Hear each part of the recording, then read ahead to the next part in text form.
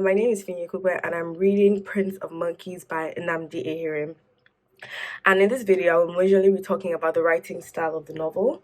So I think the first thing that hits you about the writing style of the novel is how very political it is, or very philosophical it is, in the way that it gets you thinking straight from the jump. So the book itself starts with a chunk that is very philosophical, very poetic, very political. It gets you thinking a lot and gets you talking a lot, like, oh, what does this mean in relation to this and that? The writing is very descriptive, and it does this thing I like with fiction where you hone in on the mundane or things that seem like they are the peripheral, and then you make them like really interesting, and like you really put like a spotlight on them.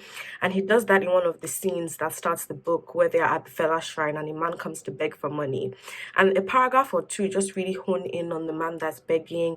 And there's a line there I love so much that talks about like the audacity or like demanding to be fed. So I thought that that was a very, like, a beggar like in a scene should be something at the peripheral. It's not the main thing about that particular scene, but being able to hone in on that and bring out that moment, I found that to be very interesting.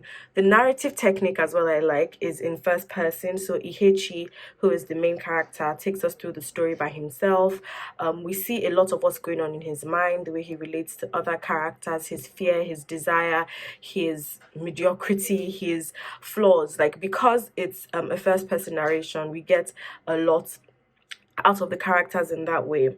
One thing he does, which is a surprise, and only does in a small part of the novel, is apply an epistolatory technique. So the characters are exchanging letters.